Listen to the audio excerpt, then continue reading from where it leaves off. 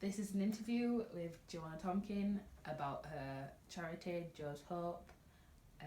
Just going to start some questions off. What's your name?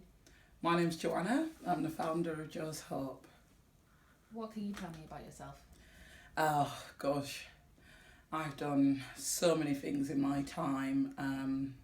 I've qualified as a barrister, done a law degree, I've done an LLM in international law, and I've worked for the last 7 years within the criminal justice system for the National Probation Service, working towards rehabilitating offenders.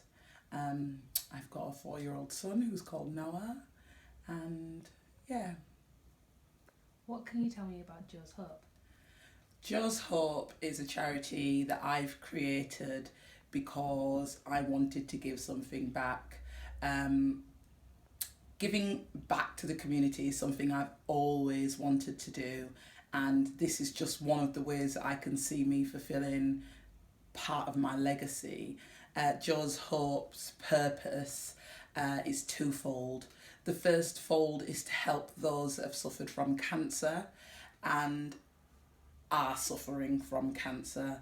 So, for example, you've got those that are going through chemotherapy at the moment and radiotherapy, and then you've got the group of people that have been through it and are still suffering from the psychological effects. Joe's Hope aims to not be like the other charities. We're not a literature giving charity. We're not here to tell you about the different types of cancer, although that's information that we can give you if need be. We want to help. We want to go straight to the core. We don't want the middleman. We want to build centres where people can be referred to. So, for example, part of recovering from cancer, I believe, is feeling good about oneself. I did a course with Look Good, Feel Good, and I left there feeling $1 million. It was one of the best experiences I personally had, and I just want to take that step further by being able to give people who are suffering from cancer manicures, pedicures, specialist facials, specialist tailor-made massages. For example, those that have lost their hair, when they look in the mirror, seeing themselves again, maybe by helping them to get microblading done. I want to be able to give them the access to these facilities without them actually having to physically pay for it, and that's why I need the help of the nation, really, to come in and help. So that's one head of Joe's Hope. The other head of Joe's Hope is to work with the community and get the community involved in the spirit of giving back, giving hope to everybody. Joe's Hope wants to work with children. Joe's Hope wants to work with schools, different cultures, everybody, to get everybody on board and everybody enabled to go into society and be active citizens. I think that's a big part of society today, that young people don't actually know where they fit in.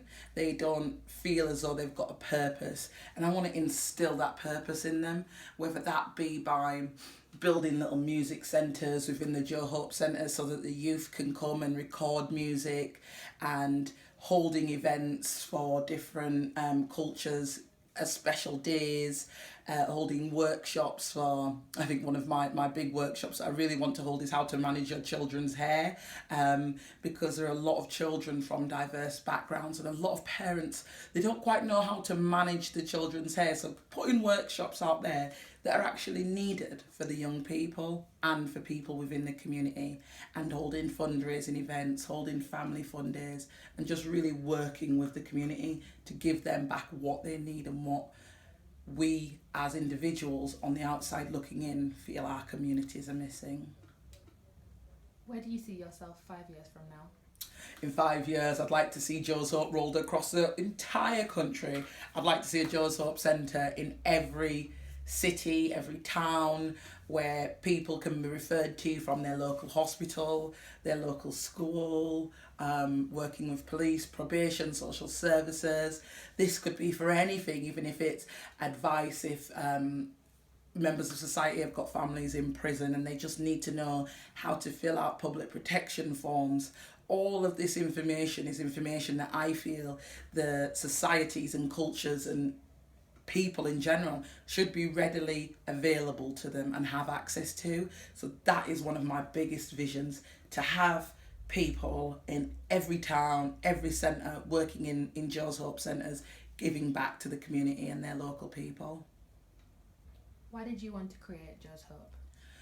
I wanted to create Jo's Hope because I've personally suffered from cancer, and I know how hard it is to get back. I think with cancer, it's very much like suffering a bereavement. It's very much like losing part of yourself.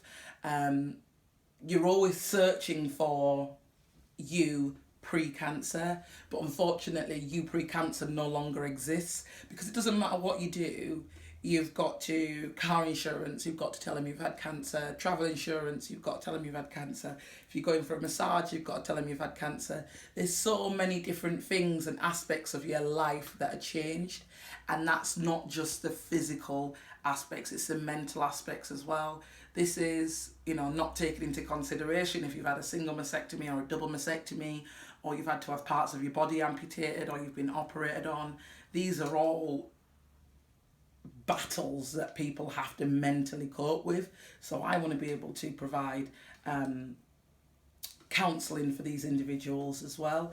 Counselling that people don't have to wait on a waiting list for 18 or 19 weeks. Something that they can actually access the here and now when they need it.